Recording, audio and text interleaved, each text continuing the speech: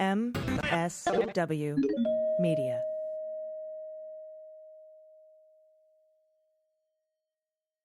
Thanks to Athletic Greens for supporting the Daily Beans. I take AG1 by Athletic Greens literally every day. If you're looking for a simpler and cost-effective supplement routine, Athletic Greens is giving you a free 1-year supply of vitamin D and 5 free travel packs with your first purchase. Just go to athleticgreens.com/dailybeans.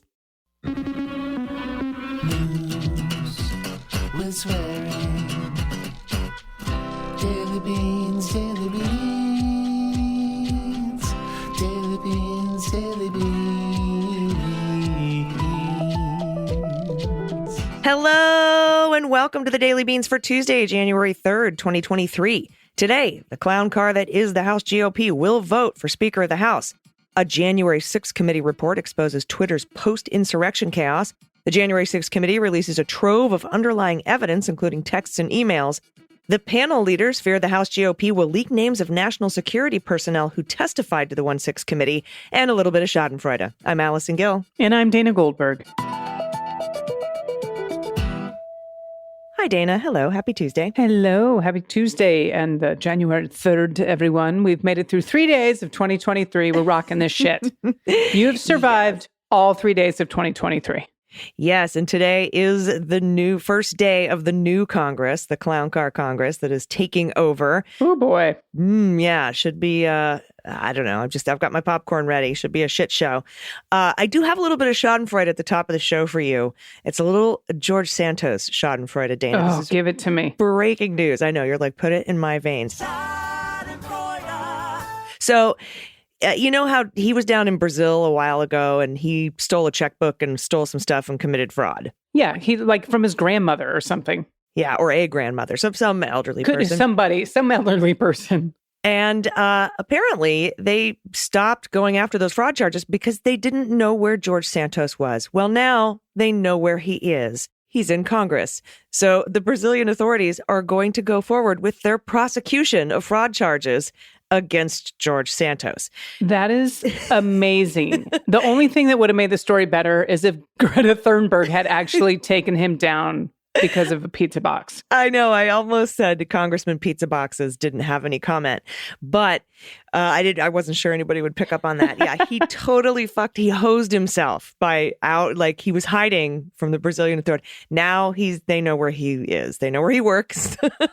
Oh my God. So they're going to prosecute him. And if he doesn't respond to the charges, they're going to prosecute him in absentia, which means they're going to try him without him being present. And if he's convicted, he could face up to 5 years in prison. Oh, that's a beautiful thing. The GOP will still let him keep his seat, though. But yeah, and that's, only if we extradite him to Brazil to face those charges. But that could look political. I don't know. Pretty hairy, but still fucking hilarious. So I just wanted to share that little bit of schadenfreude with everybody. Thank you.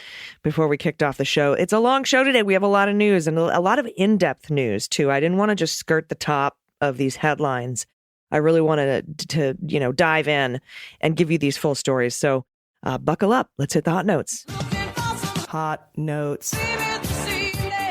All right, first up from Andrew Feinberg at The Independent. Trent Crimm, Independent. No, Andrew Feinberg, Independent. In the UK, the leaders of the House January 6th Select Committee investigation have asked the White House to help shield the identities of key witnesses who gave evidence regarding White House officials' fears that President Trump's desire to walk to the Capitol with a riotous mob of his supporters indicated his intention to mount a coup against the United States government.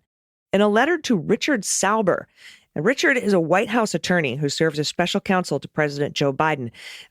Dana, they brought him in last May in anticipation of having to defend himself against GOP House investigations, bogus GOP House investigations. That's who Sauber is. And in a letter, the Representative Benny Thompson and Liz Cheney, the chair and the vice chair of the 1-6 committee, noted that the committee had reached an agreement with the White House counsel's office to obtain testimony from certain White House personnel on the condition that the identities of any such witnesses would remain secret. Mr. Thompson and Ms. Cheney said those White House employees had provided very important information for the committee's investigation and have had their identities shielded, but warned that the dissolution of the Select Committee and the conclusion of the 117th Congress means the panel's former members will no longer exercise control over the material and thus cannot ensure enforcement of the commitment to maintain the confidentiality of the identity of the witnesses. And, we've been trying to figure out, why would you release all of this evidence to the public if you didn't have to? And I think it might be so that the 118th Congress couldn't fuck with these documents, and falsify them or change them or edit them or whatever. Quote, pursuant to longstanding House rules, the official records of the committee will be archived and pass into the control of the National Archives. This is what they said in the letter, adding that they share an unnamed official's concern for the safety, security, and reputations of these witnesses. And we know folks like Jim Jordan and Matt Gaetz like to out whistleblowers and witnesses and endanger their lives. If the identities of witnesses who cooperated with this panel are leaked, it's highly likely they will be targeted for death threats and harassment by Trump and his allies in the same way other non-political government workers have been targeted after speaking out or acting in a way that put them at odds with Donald Trump. When then Lieutenant Colonel Alexander Vindman, at the time active duty U.S. Army officer detailed to the National Security Council at the White House, testified against Trump during the impeachment inquiry, the Defense Department made preparations to move him and his family to a secure location due to threats from Donald Trump supporters. And when documents relating to the FBI's 8 August search, that's how the UK says the August 8th search, of Mr. Trump's home were made public in an unredacted form by Trump's right-wing media allies, 2 of the agents whose name appeared in the documents immediately began receiving death threats. Trump's ex-White House communication director, Alyssa Farah Griffin, told the committee that the president knows that he's able to spur his followers to threaten the lives of anyone he chooses to target. He knows that. Quote, when he attacks me, I got death threats, very specific, very violent, she said, adding later, he doesn't care, and that the team around the ex-president knows his statements targeting individuals result in those kinds of things. The witnesses the committee is now seeking to protect from the same fate provided one of the most damning pieces of evidence revealed during the panel's public hearings last summer. At one such session, if you'll remember, the committee presented evidence and testimony garnered from at least one White House official who was interviewed on July 11 of last year and whose identity was protected because they're still employed at the White House in a role with sensitive national security responsibilities. Quote, we all knew what that implicated and what that meant, that this was no longer a rally, that this was going to move to something else if he physically walked to the Capitol. That's what the official said. I don't know if you want to use the word insurrection or coup or whatever.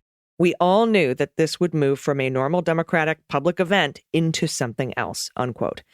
The committee also presented Internal National Security Council chat logs, which indicated Trump's military aide, the uniformed officer who accompanies the president at all times and carries the football that enables him to authorize the release of nuclear weapons, confirmed his desire, Trump's desire, to walk to the Capitol after speaking to supporters, as well as the fact that Trump's aides had been begging him to reconsider.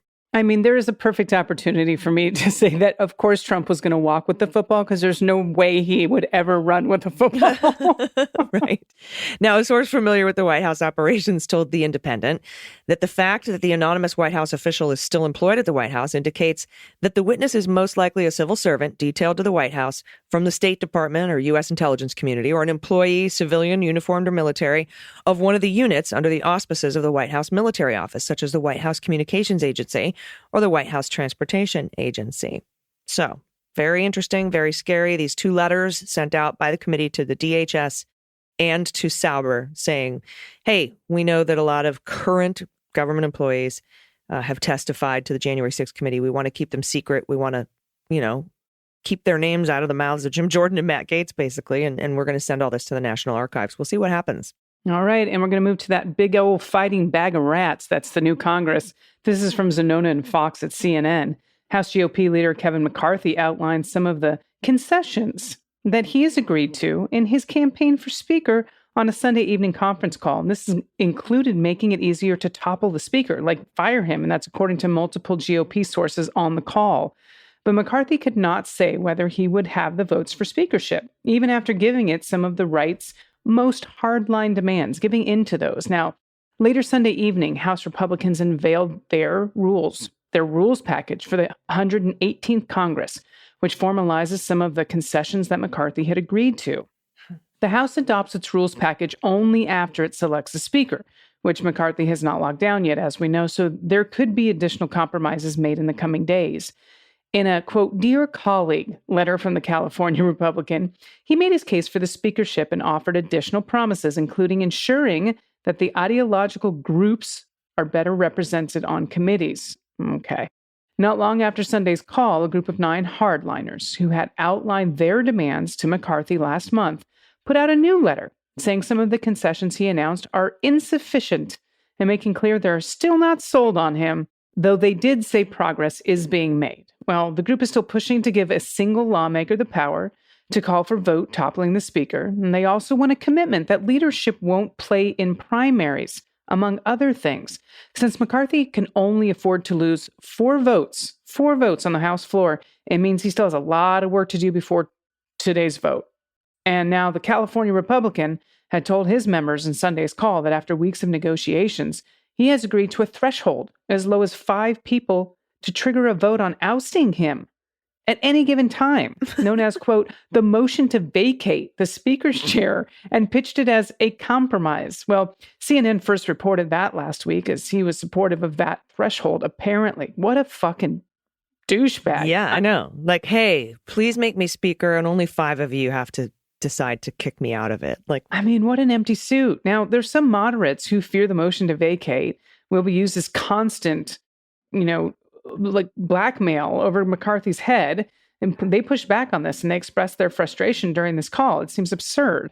And a House rules package released late Sunday includes giving 5 Republicans the power to call for a vote on deposing the sitting speaker, restoring the ability to zero out a government official's salary, giving lawmakers 72 hours to read a bill before it comes to the floor, and creating a new select committee to investigate the weaponization of the Justice Department and the FBI. I wonder where that came from. Yeah, the rules package does not change the process for discharge petitions, which allows lawmakers to circumvent leadership and force a bill to the floor if it has the support of 218 lawmakers. Now, other notable items that might be of interest in this is the rules package prohibits remote hearings and markups, which is interesting. It does away with staffer unionization efforts and allows the Health Ethics Committee to take ethic complaints from the public. oh, God. Seriously. Oh, what a shit show. Just, They're going to, good fucking luck getting anything done. Thank God we kept the Senate. yeah. Could you and imagine? They weren't going to get 60 in the Senate, even if we did lose it. And anything they try to pass, Biden's going to veto. It's not even going to pass the Senate. It's just going to be ridiculous. And, we're looking at some things that they could actually do to disrupt criminal investigations. It doesn't look like much, but they could be a giant pain in the ass. We'll have to see how it turns out. And an exclusive report from Adam Ronsley at Rolling Stone. In the immediate aftermath of the attack on the Capitol, Twitter employees raged at their company's leadership, blaming them for social media giants' inept handling of Trump and other top MAGA figures' incitement to violence. Quote, do you want to have more blood on your hands? That's what one staffer asked the top executive Del Harvey when she questioned whether Trump could inspire more violence in the insurrection's aftermath. Yes, he could. The exchange, relayed by former Twitter employees to the January 6th committee, was included in a summary of investigative findings prepared by the committee staff and obtained by Rolling Stone. It's a 120-page document, and it contains insights about the role of social media in the insurrection, most of which were not included in the committee's final report. And it paints a picture of Twitter as a bumbling and gun shy in its efforts to stop extremists from using the platform in the run-up to the insurrection. Twitter reportedly told the committee that it instituted the draft-coded incitement to violence policy only after rioters made it inside the Capitol. But former employees say the on-the-fly implementation was vague, confused, and ad hoc. The result of the delay, they argued, meant that members of the safety policy team were manually taking down violent tweets, including those with the hashtag execute Mike Pence. Just searching that in the Twitter search function. The draft also paints a picture of Twitter leadership that seemed to have little idea about the far-right figures on its platform. In an email excerpted in the draft summary, a Senate aide emailed a Twitter executive to express disbelief that the company was still allowing Ron Watkins, the administrator of the internet's ground zero for the QAnon movement, to continue tweeting on January 6th. The unnamed Twitter executive emailed back with a question, who is Ron Watkins? Oh, good Lord. And even days after the insurrection, former Twitter employees told the committee that executives were still slow to recognize the risk Trump could pose in inciting future violence.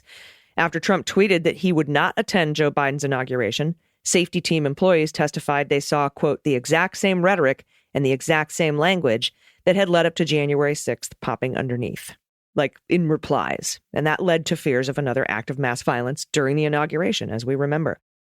The draft relies in part on depositions of Annika Collier-Navaroli. This 120-page report relies on a lot of her deposition. She's a former senior Twitter safety team official and an anonymous former Twitter employee referred to by the pseudonym Jay Johnson.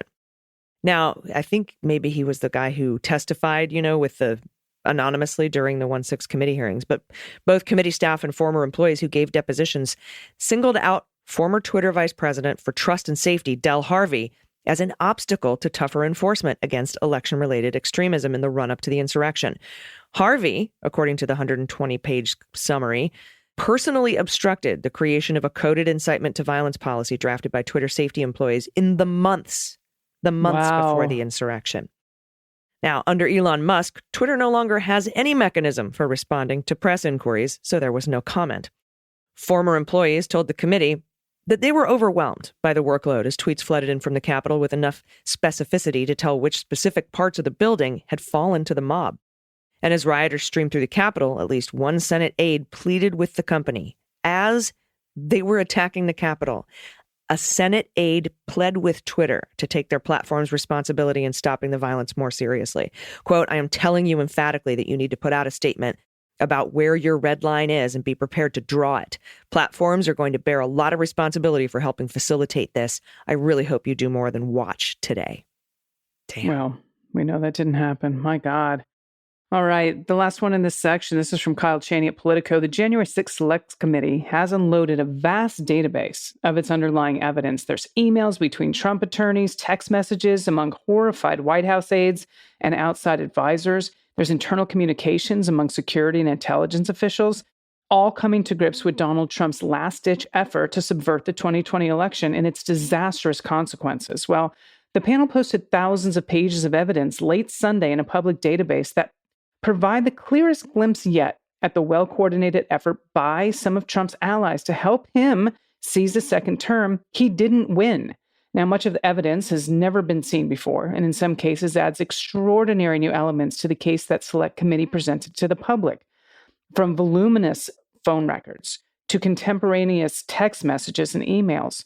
Well, the committee's evidence includes a January 22nd, 2021, there's a text exchange between Trump advisor Katrina Pearson and his longtime social media guru Dan Scavino, in which Scavino makes clear no one told Trump to author the tweet.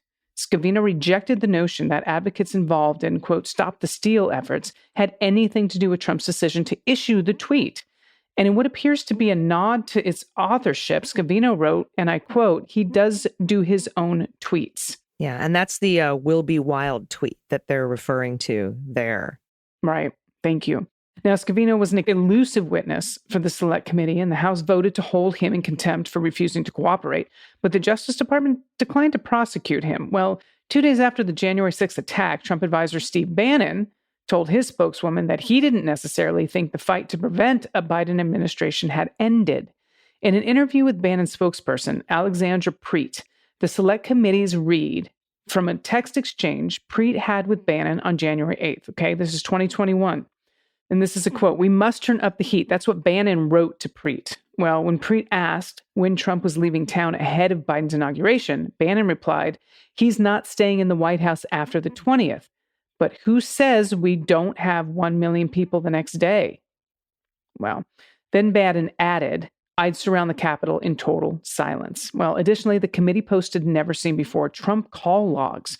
The January 2nd call log denotes Trump's hour-long call with Georgia Secretary of State Brad Raffensperger, in which Trump, as we know, famously urged him to find enough votes to flip the election results to Trump.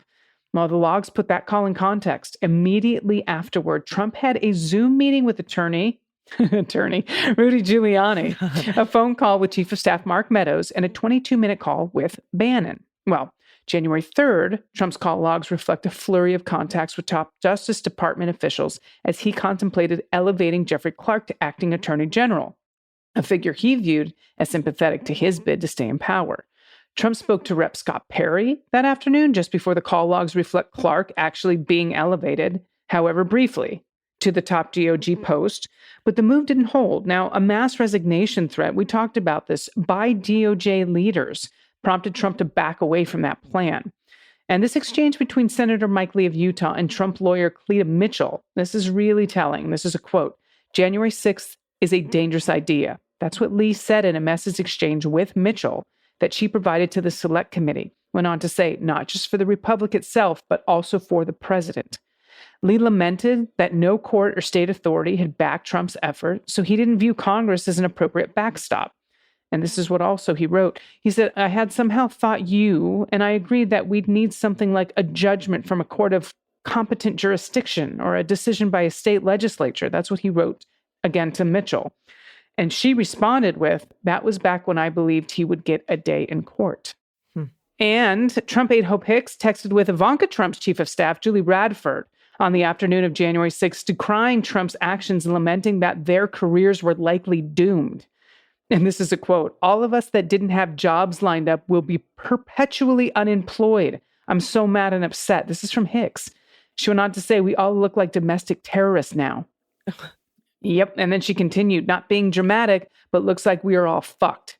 Alyssa looks like a genius. Again, that was Hope Hicks. Now, Hicks' message was an apparent reference to Alyssa Farah, who was a former Trump White House aide who departed the administration weeks before January 6th, because she was a fucking genius. And General Charles Flynn, Mr. Chuck Flynn, told the January 6th Select Committee that he doesn't share his brother Michael Flynn's extreme view about the use of, quote, martial law to seize voting machines or involve the military in Donald Trump's effort to maintain in power.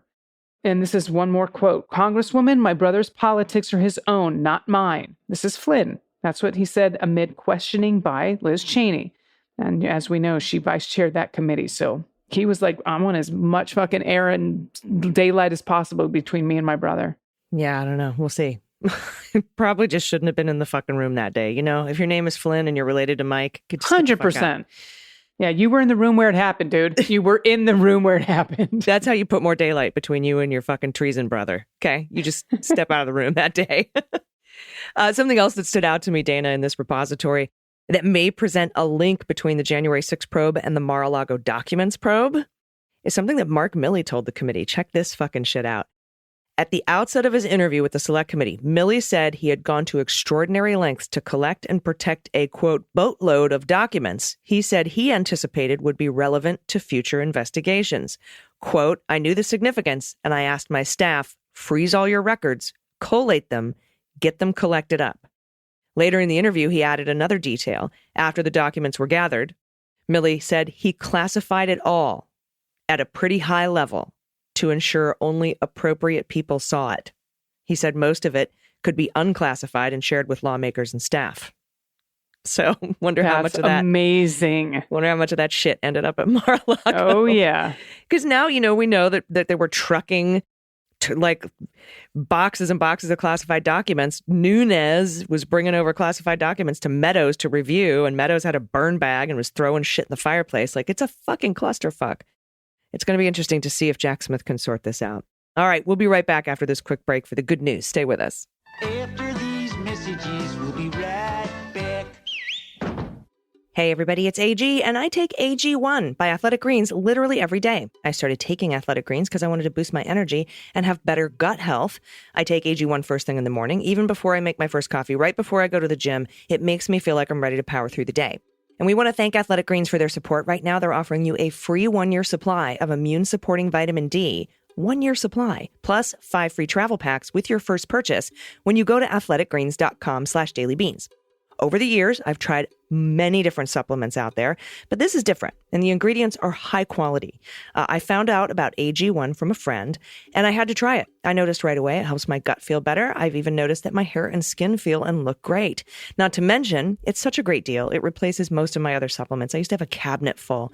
It was such an expensive endeavor to have all of the stuff in the cabinet and in the fridge and on top of the fridge. But it's only 1 scoop of powder mixed with water once daily. It's delicious. It covers all of my nutritional bases while supporting my gut health too.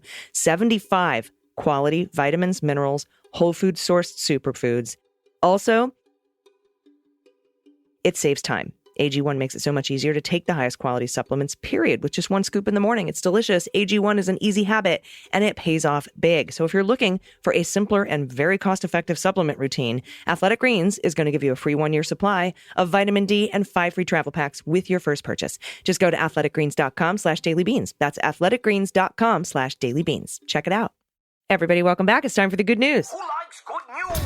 Everyone? Then good news, everyone!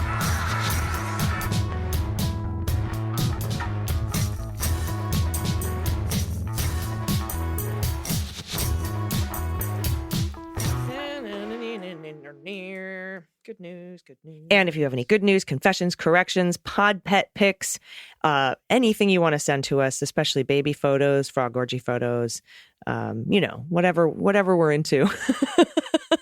You could send it to us at dailybeanspod.com and click on contact. And seriously, I would love to see your holiday photos, letters to Santa, anything fun, whoopee stories, whatever you've got, send it to us. First up, from Jennifer, pronouns she and her. Thank you for being part of my daily podcastage. My hubby is not a podcast guy, but he's gotten some great laughs from you guys. It was a rough year in our house. We had nearly 6 months of recurring illness brought home by my kindergarten-aged grandsons, including COVID twice. The second round put my elderly mother-in-law in the hospital with pneumonia. Oh, my God. My biggest wish this year was for the family to be reasonably healthy for Christmas, and we did it. And this includes me having to get called back for a second mammogram after they found something concerning in the first one. I am in the clear. There was just some tissue that got doubled up in the first imaging. So despite it all, I have a lot to be grateful for. I also signed up to be a patron. Well, thank you, Jennifer. My pet tax is Mayhem Louise on my lap, helping me spin wool into yarn. Mayhem Louise is that's amazing. Name. Look at her little patoot. So oh my cute. God. She Look at looks the beans. so soft and The toe beans. Thank you for that, Jennifer. Indeed. All right. This is from Nancy, pronouns she and her. Love you guys. You've become part of my morning routine, coffee and daily beans. Missed you over the holidays, but I'm glad you got rested up. Here's the best picture of my kitty, Batgirl. She's very judgy, as you see in the picture. So I'm thinking of changing her name to RBG, Round Batgirl. She's also pretty chunky. Keep up the good work. Here's hoping this year we lock them up. Indeed. Look at that fucking cat. It's gorgeous, but I would not want to mess with that cat. She gonna kill me, right? She is judgy and chunky. I do. I love RBG. I love Round Batgirl. That's a great name, Nancy. Thank you for sharing. Uh-oh. We got some frogs. Next up from Lisa, pronouns she and her. Hello, lovely ladies. I discovered your podcast about a year ago, and now it's the only one I listen to as soon as it comes out. I've attached a photo of Lola. Back when I was young and single, I had a frog-themed bathroom because I've always loved frogs. And why not, Lisa? I love frogs too. Frogs and chickens. Anyways, Lola was very prominently displayed, and I'd get a kick out of people's reactions to her. I can assure you she was ready for any frog orgy she was invited to.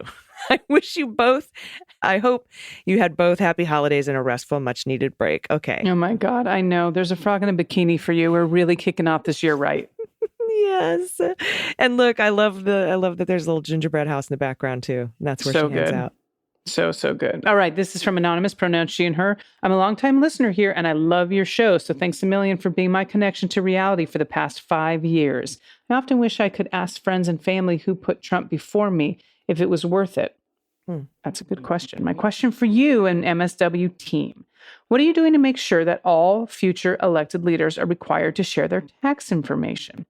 Speaking of tax, here's my pet tax. Chloe, who's the tabby, Angel, Siamese, and Kids in Costumes is our version of Audrey Hepburn and Breakfast at Tiffany's. Nice. Happy holidays to all your listeners, and I hope you and team enjoy the well-deserved time off.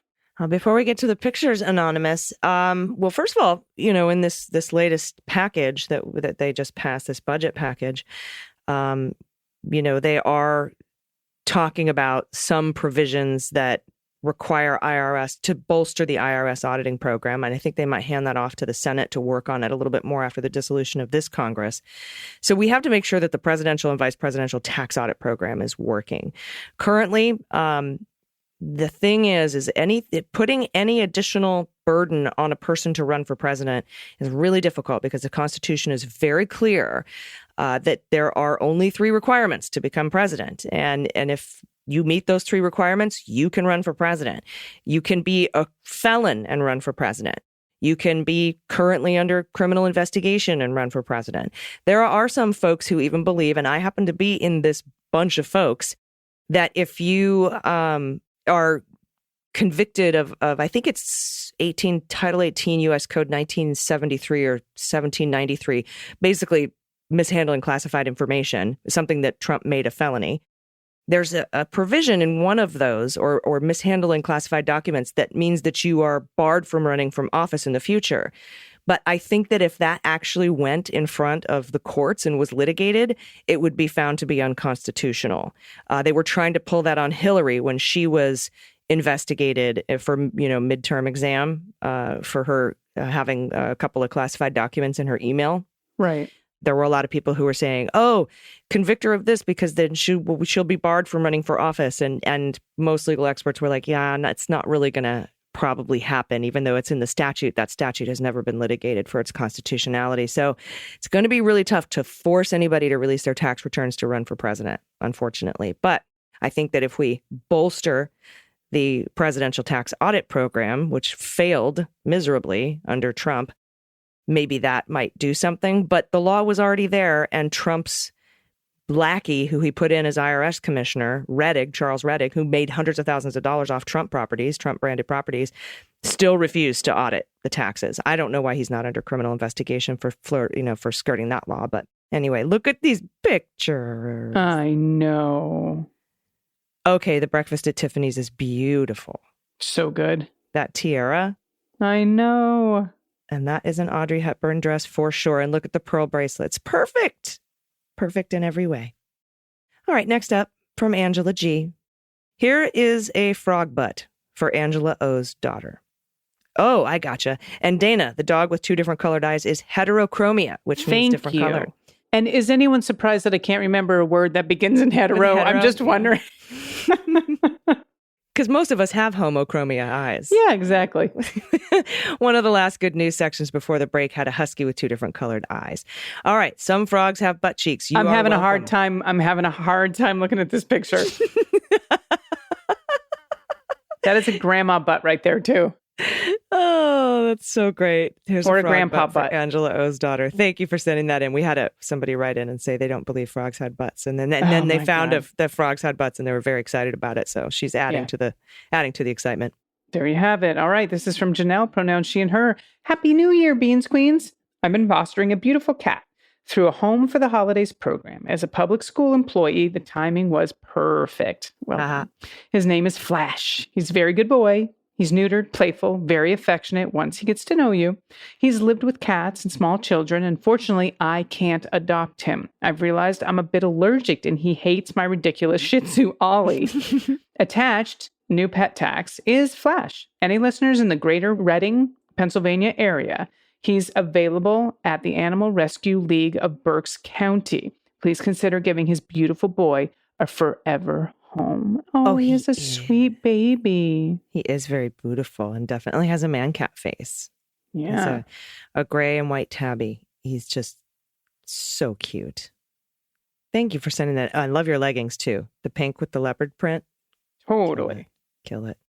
Thank you for that so much, so much. It's the Animal Rescue League of Berks County in Reading, Pennsylvania. Baby kitty available for adoption. Janelle, thank you for that. Everybody, thank you for sending in your stuff. I got some frogs today. I'm very excited. There was a frog butt and a frog in a bikini. No babies. So 2 for AG, 0 for Dana today. So send in your baby pics tomorrow so Dana can catch up. I need 3 baby pics to make up for the frog butt. It's going to be more than one baby pic to make up for the frog butt. Yeah.